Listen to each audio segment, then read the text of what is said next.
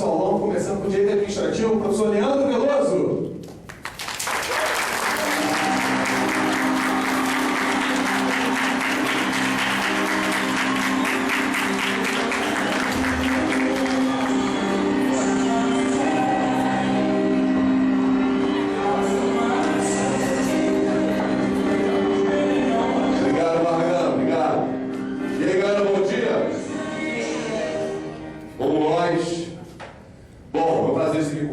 Mais uma vez, esse super evento aqui nessa grande universidade. Vamos lá, vamos começar com o direito administrativo para você se livrar do exame de ordens, beleza?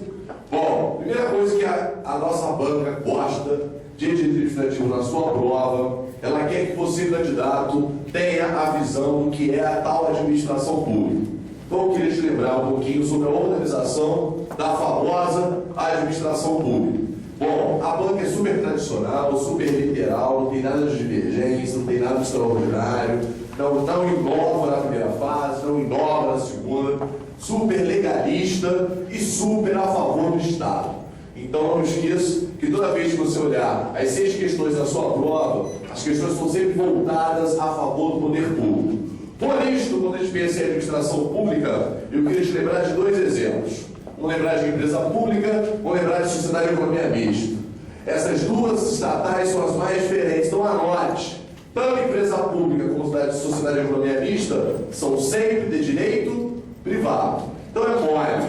Se empresa pública e sociedade de economia mista sempre será de direito privado, ela tem tudo de direito privado. Ela não tem nada de direito público. Ou seja, se ela é sempre de direito privado, a própria administração, os seus bens são privados. Se tecnicamente tudo de direito privado ela tem, todos os benefícios, imunidades, qualquer benefício de direito tributário, por exemplo, fiscal, econômico, trabalhista, processual, que o setor privado não tem, ela também vai ter. Então a única frase do seu caderno simples é que empresa pública, sociedade de economia mista, não tem nada de direito público.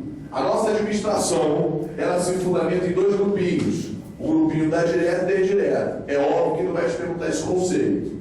A administração indireta, o que é diferente dela, é sempre empresa pública e sociedade de economia mista. Ela não tem nada de direito público. Quando eu falo nada de direito público, é para te lembrar o quê? É para te lembrar que ela não tem prerrogativas. Então anote se você puder, mas possui todas as obrigações de fazenda pública. Ela não tem nada de direito público, mas possui todas as obrigações da fazenda pública. Me lembro de uma obrigação de fazenda pública, licitação. Ela tem que licitar? Se é uma obrigação, sim ou não? Sim. Se ela é obrigada a licitar, ela tem que fazer licitação. Ela pode, se a fazenda pública desapropria, ela desapropria? Sim ou não? Sim. Se a fazenda pública faz compra e venda, ela faz compra e venda? Faz. Ou seja, todas as suas obrigações estão a elas vinculadas. Agora, aquilo que é prerrogativo, aquilo que é benefício, ela não tem. Então, ela não possui benefício de direito público. Terceira frase, não possui benefício de direito público. Então, fica mole. Porque se empresa pública, cidade de economia mista, é sempre direito privado, ela só tem coisas de direito privado, mesmo sendo da administração, fica mole, galera. Por quê? Porque o resto é sempre de direito público. Então, não precisa pensar. Se só a empresa pública, cidade de economia mista, é direito privado, a autarquia é o quê?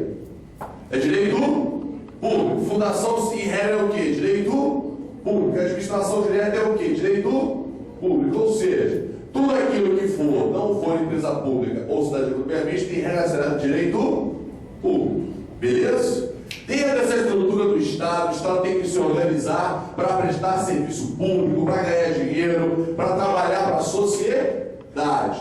Então, dentro da administração direta e indireta, nunca esqueça de empresa pública, cidade de economia mista, que é sempre diferente. Porque a função delas é realizar atividade de direito privado. Só isso. Não precisa ler mais nada. Para você visualizar por que existe direto e indireto. Por causa da descentralização. Não esqueça disso, que o Estado quer descentralizar. Então ele começou a descentralizar através da administração indireta. A indireta porque é prestadora de serviço público. Fechou comigo, senhor não? Essa estrutura da administração ela melhorou um pouquinho, vamos anotar o OBS. Beleza, toda a prova, a banca gosta muito, a banca é do Rio de Janeiro, e ela gosta muito desse conteúdo aqui chamado consórcio público. Então vamos fazer um pequeno lembrete sobre consórcio. Vamos lá, galera, o Estado agora consegue fazer consórcio. Consórcio público é uma integração da administração direta. Anote, é uma integração da administração direta. Então a administração direta vai se unir, União mais Estado, Estado mais município, ou União mais Estado mais município, qualquer dessas pessoas jurídicas, eles vão se unir e vão poder criar uma outra pessoa jurídica. Então o consórcio público gera uma associação pública ou gera uma pessoa jurídica de direito privado. Pô, Leandro, eu nunca ouvi falar em consórcio público, só escuto consórcio de empresa, é a mesma coisa. Só que consórcio de empresa não necessariamente cria pessoa jurídica, cria. Vai ter empresarial daqui a pouco. Então, quando você estuda os consórcios empresariais, tem aquelas com pessoas jurídicas com personalidades jurídicas ou não. No nosso assunto, a galera aqui se une, ó. Niterói com São Gonçalo, Niterói com o Estado, mas São Gonçalo, temos vários municípios, vários estados se interagindo. E aí eles vão criar uma outra pessoa jurídica. Quando você estuda consórcio público, você estuda consórcio público para quê? Para prestar serviço público. Então nós temos uma problemática na região, de repente, na área do lixo. Vamos fazer um consórcio para melhorar a coleta e a disposição final do lixo. Se eu puder fazer isso, eu vou juntar os entes, ó. Quem está chegando agora, União, Estado, município, União, Estado, município, ou outros entes, só podem ser da administração direta. Quando eles se unem e criam uma outra pessoa jurídica, quais são as pessoas jurídicas que eles podem criar? Associação pública ou pessoa jurídica livre? Normalmente, quando a pessoa lê a palavra associação, o que você pensa? Pensa em uma associação de moradores, né? Ou associação de bairro. Não é isso, não. É uma pessoa jurídica que eles inventaram, chamado de associação pública. Quantas associações de direito nós temos, então? Duas, do Código Civil e do direito administrativo. O Código Civil é associação normal, o Código de Moradores. A do direito administrativo é chamada associação pública. Para quê? Para prestar serviço público. Ou então eu vou construir uma outra pessoa jurídica de direito privado. Exemplo, fundação. A sua banca é do Rio de Janeiro, da PGE, então tentam fazer vários consórcios. O Estado do Rio de Janeiro fez vários consórcios com outros municípios. E eles sempre, aqui no Rio, construíram muitas fundações. Fundação para o Hospital Regional, fundação para uma escola regional, uma escola técnica regional, fundação vinculada à atividade de universidade. Ou seja, eu vou criar uma fundação interagindo com outra administração. O que tem a ver com o seu assunto? Que hoje o Estado consegue se interagir, criando uma outra pessoa jurídica. Mas você precisa de lei para isso? O que normalmente você fala? Sim, né? Toda a legalidade está sempre presente. Vamos botar no caderno. Não precisa de lei. Bota aí. Não precisa de lei. Então, na estrutura da administração pública indireta, eu tenho empresa pública, cidade de economia mista, as autarquias e fundações, e quem mais agora? Consórcio público. Então, para fechar o contexto, bota aí. Consórcio público é uma nova administração indireta. Então fica fácil.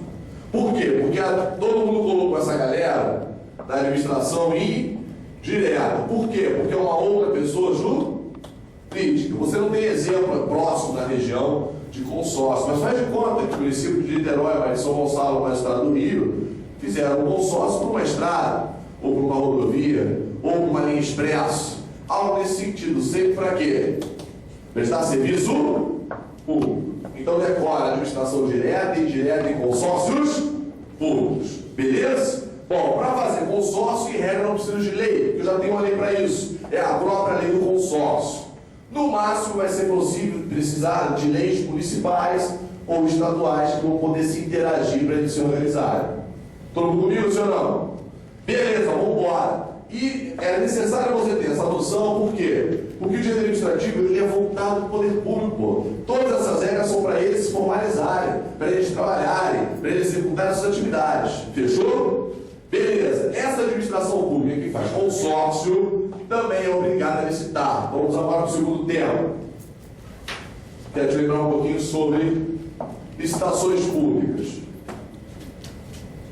No contexto das licitações públicas, de repente pode ser um temor aí, mas não é porque é mole. É um assunto de televisão, é todas as fraudes em licitações, tantas ilegalidades em licitações. Vamos visualizar para que serve uma licitação pública. Primeiro, quando você já notou, no tema de licitações, todo mundo é obrigado a licitar. Quando trabalhamos no contexto das licitações, trabalhamos com a Lei 8.666 por enquanto. Fica ali o exame de ordem logo antes que essa lei mude. E no contexto das licitações, sempre terá um objetivo. O objetivo das licitações no final é formalizar, celebrar um contrato. Contrato de quê? 4 grandes coisas: obras, compras, estava ali atrás, sim ou não? Serviços e alienações. Então eu solicito para toda essa estrutura, para compras, obras, serviços e alienações, aproveitando o ensejo, a lei inovou e lembrou um pouquinho que é obrigado a licitar no ambiente das concessões e no ambiente das permissões. Toda prova tem uma questão de licitação, ela gosta muito, porque ela sabe que você, de faculdade, não tem vivência de licitação. Mas não esqueça um pouco, licitação é mole, é um procedimento de escolha. É um procedimento para escolher a melhor proposta. Então eu vou trabalhar no procedimento para obter a melhor proposta para o futuro quê? Contrato. Qual é o objetivo de licitação? Ou é uma obra ou vai fazer uma aquisição, serviço, alienações ou concessões ou permissões. Então, para toda concessão tem que ter licitação, sim ou não? Sim. Toda permissão tem que ter licitação, sim ou não? Sim. Beleza. Então esse é o grande objetivo das licitações. Para isto, eu preciso ter um procedimento. Então eu vou optar por um procedimento formal, e esse procedimento formal é realizado através das suas modalidades. 2 grandes artigos para sua leitura, 22 e 23 da Lei 8.666, onde eu tenho concorrência, tomada de preço, convite, leilão. Abra o coração para você ficar livre disso.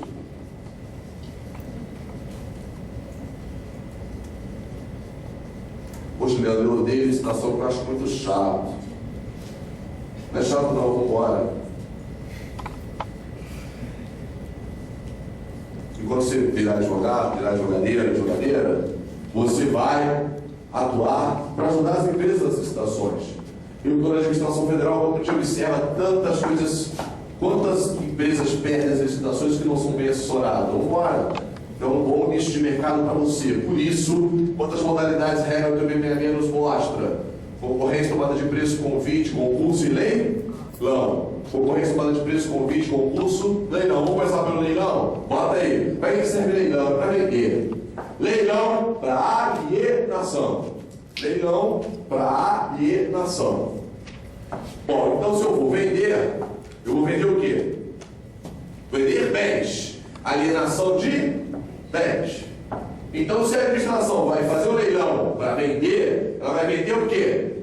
Bens públicos. Então, ela vai vender bens públicos. Então, eu consigo fazer uma alienação de bens públicos. Tem um procedimento para isso. Um dos procedimentos é usar o sistema do leilão. Agora, se você for contra muita administração pública, você acha um absurdo, né?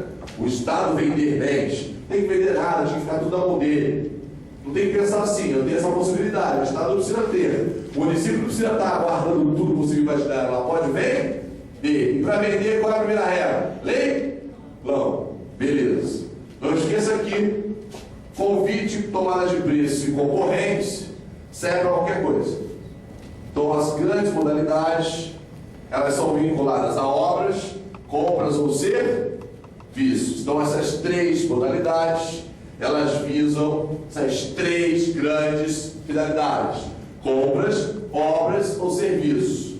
Bom, para isso aconteça no mês das licitações para compras, obras ou serviços, eu vou ter 3 grandes modalidades e minha opção por elas vai ser pelo valor. Bota aí. O Estado opta pelo valor. Gravação valor para mim. Se você vai licitar acima de R$1,5 milhão você vai fazer concorrência. Grava para mim que eles gostam da concorrência. Bota no cantinho acima de R$1,5 milhão, concorrência. Então o Estado, para licitar, ele vai escolher das 3 a melhor. Se o valor que eu vou comprar, se o valor que eu vou adquirir for superior a R$1,5 milhão, eu vou optar pela concorrência. Então observe que é só um procedimento. Só você lembrar um pouquinho desse procedimento. E a licitação, no final das contas, por ser um procedimento vinculado, ela só é vinculada para esses grandes objetivos. Tudo bem? Como é que funciona a licitação? Tecnicamente tem o edital, tem a habilitação, tem o julgamento e depois tem no final a adjudicação e a assinatura do contrato. Bota aí fases, rapidinho para você. Todo procedimento licitatório da concorrência começa com o edital, depois tem a habilitação, depois tem o julgamento, depois a adjudicação. Tá, estou repetindo. Olha o meu horário aqui. Edital, habilitação, julgamento, adjudicação. Qual o processo civil? Adjudicação. E a última, homologação. Repetindo, edital, habilitação, julgamento, adjudicação e homologação. Não é um procedimento? O município pode revogar isso tudo, sim ou não? Pode, pô. Até a assinatura do contrato. Deve anular se houver ilegal ali? Então não esqueça, revogação a qualquer tempo, anulação a qualquer tempo. Qual a diferença das duas? Não tem erro. Anulação é sempre para coisa errada. Anulação é contra a ilegalidade. Qualquer pergunta de anulação de direito administrativo tem que lembrar de quê? De ilegalidade. Anulação de licitação tem que ter o quê? Ilegalidade. Em algum momento do procedimento. E revogação de licitação? Não quer mais. Não há ilegalidade. É só um não querer. Eu não quero mais licitar. Essa licitação não serve mais. Então eu vou lá e revogo. Então é mole. Qualquer pergunta sobre anulação tem que lembrar de ilegalidade. Revogação tem que lembrar de legalidade. Ou seja, a revogação de uma licitação é porque não quer mais. Fechou? Isso vale para qualquer processo, isso vale para qualquer ato, isso vale para qualquer assunto. 2 regras jurídicas para qualquer conteúdo administrativo. Anulação contra a legalidade e revogação que eu não quero mais. Fechou, sim ou não? Beleza, vamos o OBS para mim do pregão. Quando a gente fala de pregão, a banda também gosta muito de pregão. Pregão não está no 8666. Pregão está numa outra lei. E pregão serve para quê? Bota aí, pregão 2 pontos. Aquisição de bens e serviços comuns. Aquisição de bens e serviços comuns. De qualquer valor ou natureza. De forma eletrônica. Então, se eu vai colocar para você, colocar hoje uma prova serviço comum. Qual é a licitação típica de serviço comum? Tem que ser o quê? Pregão. Tem valor máximo? Não tem valor máximo. Pode ser qualquer valor? Pode ser qualquer serviço? Sim ou não? Sim, desde que seja o quê? Comum. Então tem que ter um adjetivo comum no seu texto. Beleza? Uma outra historinha que você não pode esquecer, que é mole. Quem tem competência para legislar sobre direito administrativo? É a União. Qualquer assunto de ADM, quem legisla é a União. Então o Estado não pode legislar sobre licitação? Acabamos de falar. Não, que é a regra da União. O que ela pode fazer? Ela pode dar uma complementada, dar uma explicada, mas ela não pode criar. O município pode criar alguma lei administrativa? Sobre tomamentos, apropriação, servidor, concurso público, qualquer porcaria dessa, sim ou não? Não. Quem compete a legislar é a União. Então é outro sofisma que serve para tudo. Qualquer assunto de ADM, competência privativa para legislar é a União. o Estado, o município só faz o seu, na sua região, como eu falo. O Estado não tem competência para inovar porcaria nenhuma, é só no âmbito estadual. E município só no âmbito local. Ah, mas não tem lei federal como diz o xiita constitucional. Não pode, pô. Se não tem, não pode. Quem pode é só a administração federal. Beleza? Bom, sobre esse assunto vamos continuar. Depois que se licita, eu tenho um tema interessante para você guardar comigo, que é sobre os bens públicos. Eu sei que eu estou rápido, então levanta a mão se você não está anotando que eu te ajudo. Mas é por causa do tempo. Quando trabalhamos com bens públicos, trabalhamos com patrimônio público. Todo mundo acha que tudo que é patrimônio público tudo é bem público. Bem público é só da administração pública de direito público. Bota aí. Só da administração pública de direito público. Não precisa ler mais nada, só isso. Só da galera da administração que é de direito público. Olha quantos adjetivos públicos você anotou. Bem público da administração pública de direito público. Quando eu entrei, eu comecei a falar sobre empresa pública, não falei? Sim ou não? Ela é de direito o quê? Privado. Então não tem bem público? Não, pô. Então os bens públicos, não anote, são só para a administração pública de direito público. Quem? A administração direta, autarquias e fundações, quando são de direito público. Só isso. E os bens públicos? Não é porque todo bem é público, não. O primeiro passo ela tem que ser da administração pública de direito público. E esses bens públicos todos se dividem no Código Civil em 3 grupinhos. Como é que é? Uso comum, uso especial e uso dominical. É mole. Uso especial de quê? Da gente, né? Do povo. Ou é uso comum do povo? O que você lembra? Uso comum do povo. Não é porque o bem é do povo que pode usar do jeito que quiser. Não. Quem é o dono do bem público? Acabamos de escrever. A administração pública de direito público. Então não tem que quebrar o leão na rua, não tem que quebrar o metrô, não tem que fazer baderna na administração. Por quê? Os bens não são do povo, é apenas para o uso. Porque, como eu sempre falo, mendigo não pode morar na rua. Porque a rua é dele, pô. Não é por causa da pessoa humana, essa coisa de direitos humanos ou condicional que fica no fantasia. Não pode, porque quem é o dono do bem público? A administração pública. E se for bem federal, quem é o dono do bem federal? É a União. Beleza. Então ela vai determinar regras para uso. Pode ter restrição, pô? Para o xiita que não suporta o Estado, falar, não, é livre, liberdade plena, é assim que funciona? Sim ou não? Na prova não pode pensar como cidadão, pensa como advogado, a favor do poder público. Então, se eu tenho regra para usar, vai ter regra para usar, pô. Não pode entrar assim na praia porque a praia é pública. Isso é para aquele que não estuda direito. Você que estuda direito sabe, a praia é pública, mas tem regra para usar. Beleza? Uso comum do povo, uso especial da administração e uso dominical. O que é uso dominical? É sem decora, é sem destinação.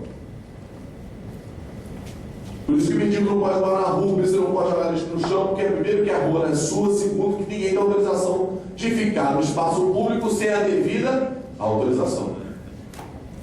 E o mais legal de tudo, esses dois aqui são bens afetados, ó. O que é afetação?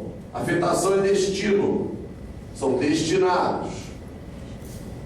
E esse último é sem destinação. Já coloquei aqui, então ele é desafetado.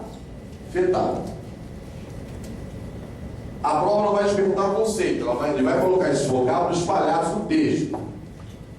Lembra que eu te falei de bens para vender bens?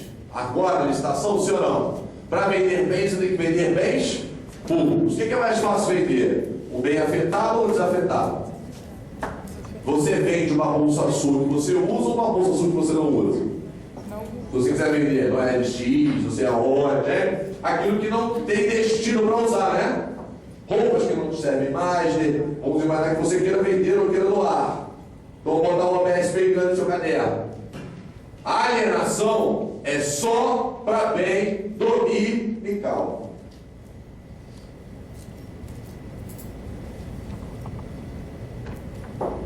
E você já viu, para vender tem que ter o quê? Licitação. Não vai vender para o amigo, não vai vender para o vizinho. Vai vender através do procedimento de licitação.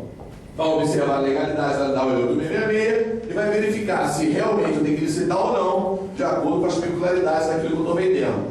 Beleza? Vamos lá, questão de prova. A biblioteca pegou fogo. A biblioteca era de uso comum do povo, que famosa questão da biblioteca.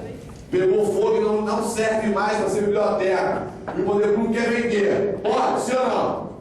Puxa, quando o Estado fala, não pode. Mas pode ou não pode?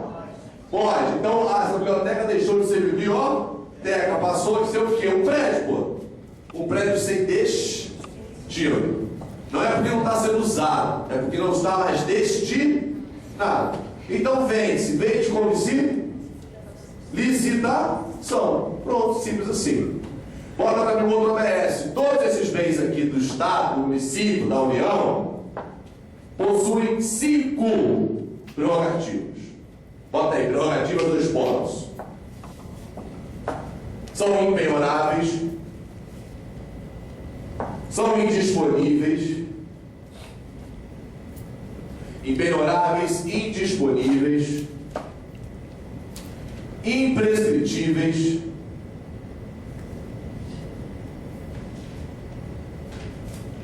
não onerosos e inalienáveis, salvo os dominicais. E inalienáveis, salvo os dominicais.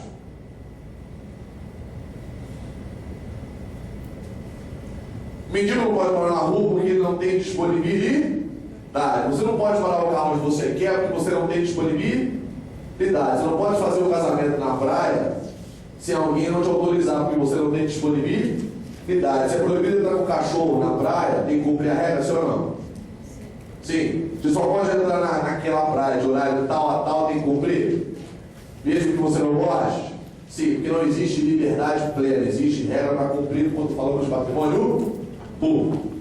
Beleza? Bom, esse contexto é a ideia dos bens públicos. Quem domina os bens é o próprio Estado. Para que isso aqui mude, eu tenho que ter uma lei ou tenho que ter um fato. Bota o OBS, vai. A afetação ou a desafetação se dá por lei, por ato ou por fato. Lembra do incêndio, é um fato. Desabamento, é um fato. Então, eu afeto ou tenho a sua desafetação. Vem cá. Isso nós estamos falando do patrimônio público, quando o patrimônio público tem todas essas indisponibilidades, certo? E como é que o poder público consegue adquirir bens? Como é que ele faz? Qual é a primeira coisa que vem na cabeça da gente? Desapropriação, né?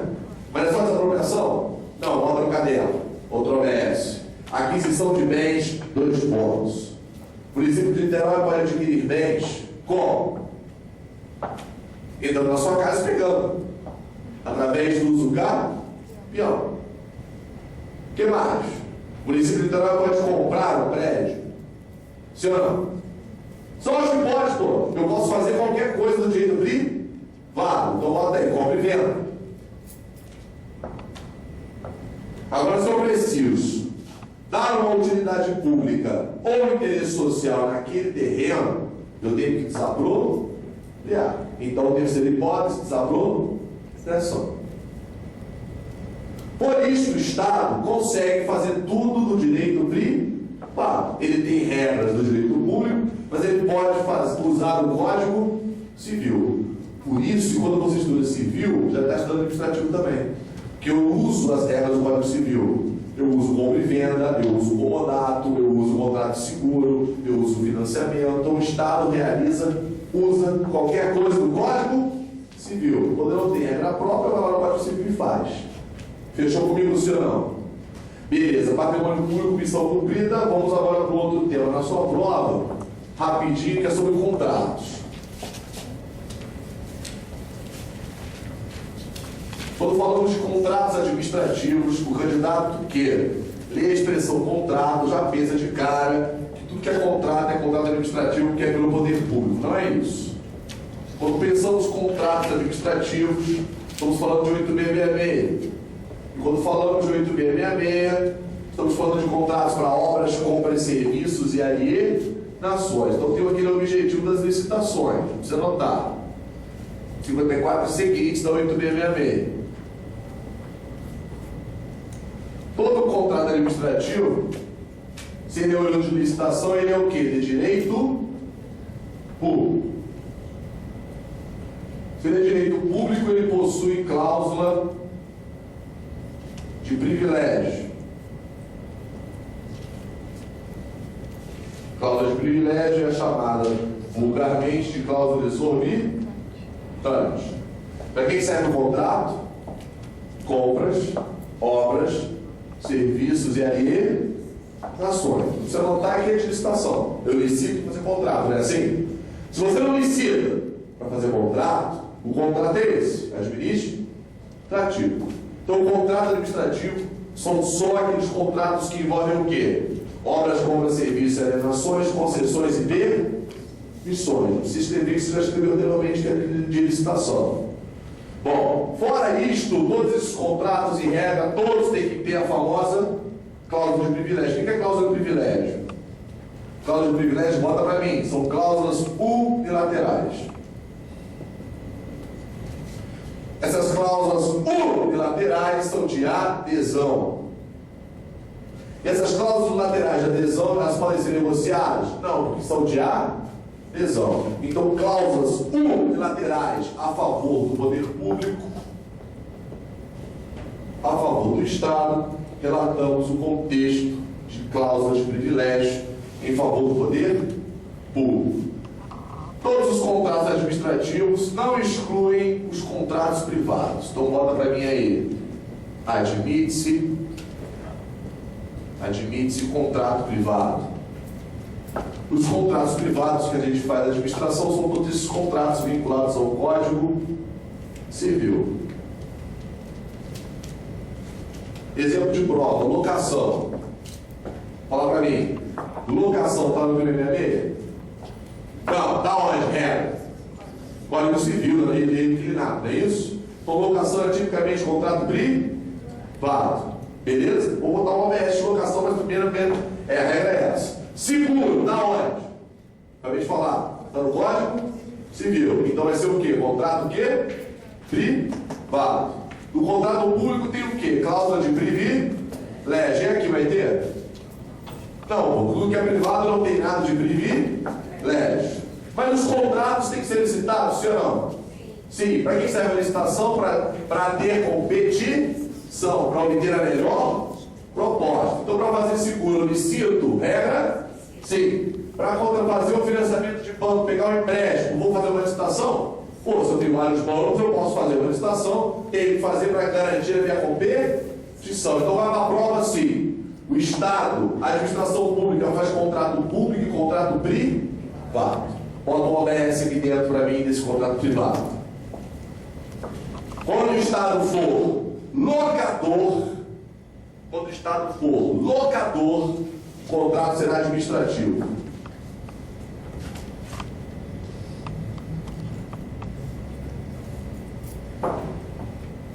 Então, se o poder público pode fazer contrato público ou privado, sem hierarquia, os contratos públicos para aqueles 4 objetivos, concessão e permissão, os contratos privados. O município quer comprar um carro. Você vai falar, tudo bem, vamos fazer uma compra e venda, mas parece que eu tenho que fazer uma licitação, porque é uma aquisição. Eu preciso comprar um prédio para ampliar a sede da Secretaria X.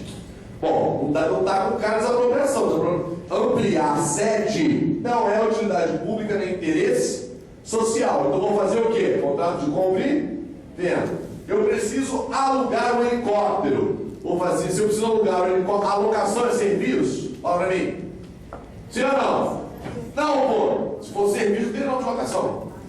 Locação é locação, serviço é serviço. Eu preciso alugar um helicóptero. Vou fazer que tipo de contrato? Locação. E locação está onde? Código Civil. Se eu vou contratar serviço de transporte aéreo, aí vai ser a contrato administrativo, porque é contrato de serviço. Beleza? Então, sejam contratos públicos ou privados, a regra, como já vimos ali, citada. A grande diferença entre eles é que os contratos públicos possuem cláusulas exorbitantes, são aquelas unilaterais. Me dá um exemplo. Alteração unilateral. Fiscalização unilateral. Aplicação de penalidade unilateral. Qualquer coisa unilateral na sua prova vai ser o quê? Exorbitante. Para isso, vamos falar do assunto que está na moda do Estado no Brasil, que são as inexecuções de contrato. Bota aí, inexecução de contrato.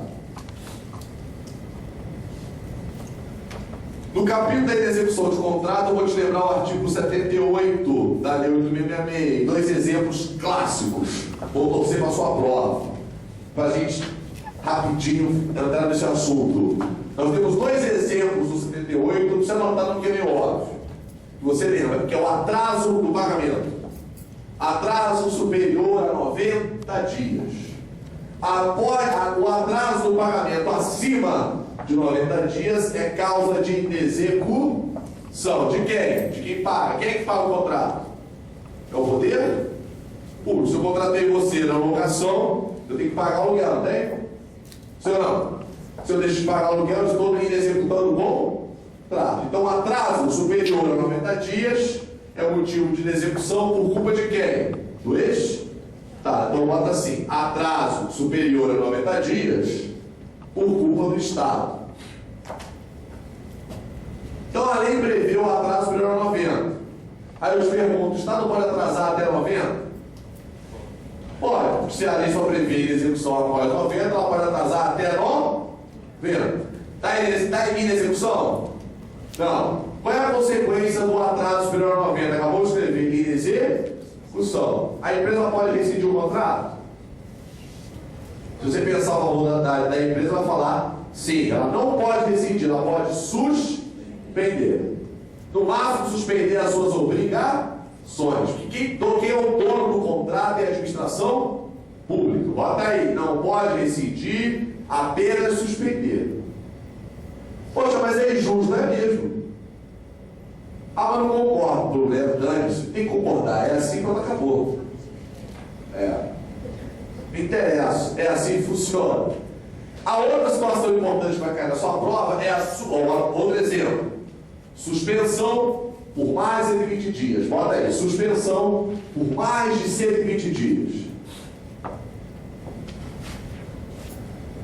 O município de Niterói, por exemplo, tem um contrato, está dura, está sem dinheiro, pela tal crise, tão falada, tão almejada, e aí, por causa disso, ela está sem dinheiro. Ela pode suspender os contratos dela, sim ou não? Unilateralmente? Pode. Por até 120 dias. Porque após 120 dias é motivo de inexecução. Então, até 120 dias, está ok. Mais de 120 dias é inexecução. A consequência é a mesma: a empresa vai poder suspender suas obrigações. Não pode rescindir, pode suspender. Quem é o dono do contrato é a administração pública, não é o contratado, não é a construtora, não é a empreiteira, é a administração pública. Tudo bem? Para fechar esse assunto, não esqueça das penalidades. Bota para mim penalidades, que é o importante da sua prova. Bota para mim aí. Artigo 86 a 88. Dá uma olhadinha. As penalidades são taxativas. Não precisa anotar só esses artigos. A multa, eu tenho a advertência, eu tenho a suspensão e a inidoneidade. A multa, a advertência, a suspensão e inidoneidade. Beleza? Bom, as mais importantes é a suspensão. A outra gosta da suspensão por quê? Porque a suspensão de licitar e de contratar. Regra até quantos anos? 2 anos. Então, suspensão em regra até 2 anos. Bom, a suspensão é bastante polêmica, porque bota aí no pregão é até 5. Regra até 2, no pregão é até 5. E a suspensão que a empresa sofre de licitar, ela só vale dentro da sua administração. Se for o município de Niterói que suspendeu a empresa A, só vale no município de Niterói. Regra até 2, 866 e 5 no pregão. Tudo bem? Bom, essa modalidade é importante que, para fechar, os contratos administrativos hoje podem não gerar penalidade. Então, vamos falar do outro assunto em 5 minutos. Bota para mim no seu caderno. Lei anticorrupção. A lei anticorrupção está aqui, a lei 12.846 de 2013. Tem a ver com o contrato? Tem, vou te mostrar agora. Na lei anticorrupção, a lei 12.846 de 2013, qual é a função? Punir empresa corrupta, empresa privada corrupta. E dentro da lei anticorrupção, que a função é punir a empresa corrupta por improbidade, que improbidade administrativa é só contra servidor. A improbidade contra a pessoa jurídica na lei anticorrupção. Então a lei anticorrupção prevê a penalização da pessoa jurídica. E dentro da lei anticorrupção eu tenho a delação premiada também, já que temos aqui nobre criminalista. Então a delação premiada nossa se chama acordo de leniência. Não volta no OBS. Admite-se acordo de leniência das empresas com a CGU, com o MP, acordo de leniência com a Controladoria Geral da União, com o MP e com a própria administração. Acordo de leniência. E o acordo de leniência é bastante similar à delação premiada no ambiente penal. Só que é feito por pessoa jurídica. Já existe na lei antitruste, mas no ambiente do direito administrativo, do fórum econômico, eu tenho agora na lei anticorrupção. Qual é a função da delação premiada? Bota para mim aí. O acordo de leniência tem a função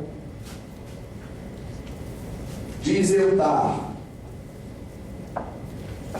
punições da lei anticorrupção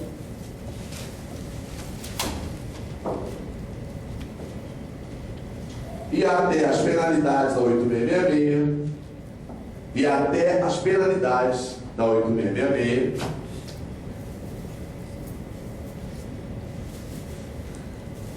inclusive a ação de improbidade, inclusive eventual ação de improbidade. Esse é um assunto novo, ainda não foi objeto de prova, é um assunto desde 2013, vigor desde 2014, e aí eu precisava te falar que tem esse contexto. Então, a acordo de leniência visa afastar as penalidades desta lei, visa afastar as penalidades, se for necessário, do 8666, e visa afastar o quê? Eventual ação de improbidade. Então, lembra de uma frase: às vezes a corrupção compensa. Por quê? Pode fazer o quê? Lá, o criminalista aqui do meu lado pode fazer o quê? Delação premiada, vai precisar de você, advogado, vai cobrar honorários para isso, né, doutora André? E também pode fazer depois aonde? Um acordo de leniência do órgão da administração pública para se salvar das penalidades, der a todo mundo e para de fazer a corrupção, faz o ressarcimento da horário e fica tudo certo. É assim que funciona. É que o que importa é sempre a proteção do interesse público. E às vezes nada no acordo de leniência, o importante vai ser a proteção do interesse público. Tudo bem, galera? Sim ou não?